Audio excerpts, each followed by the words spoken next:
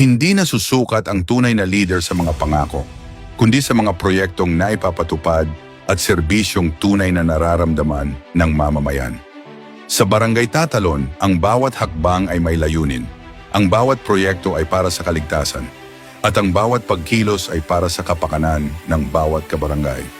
Sa pamumuno ng ating butihing punong Barangay Emmanuel, Kiko Del Mundo, kasama ang buong Sangguniang Barangay, Kagawad Jalin Tabas, Kagawad Jonathan Del Rosario, Kagawad Marciana Manalo, Kagawad William Chua, at Kagawad Noel Estrella, patuloy nating pinalalakas ang kakayahan ng ating barangay sa pagtugon sa anumang hamon.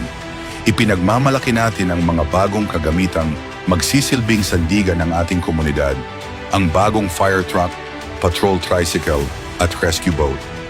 Ang fire truck ay handang rumisponde sa oras ng sunog at iba pang emergency upang maprotektahan ang buhay at ari-arian ng ating mga kabarangay.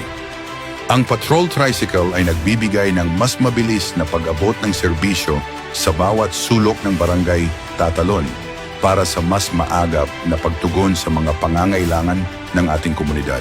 At sa panahon ng malalakas na pag-ulan at pagbaha, ang rescue boat ay nagsisilbing pag-asa para sa agarang pagsagip at paglikas ng ating mga kababayan. Ang mga kagamitang ito ay sumasalamin sa isang pamunuang naghahanda, kumikilos, at patuloy na nagsisikap upang maging mas ligtas at mas matatag ang ating barangay. Sapagkat ang tunay na serbisyo ay hindi lamang nakikita sa panahon ng selebrasyon, ito ay higit na nararamdaman sa oras ng pangangailangan.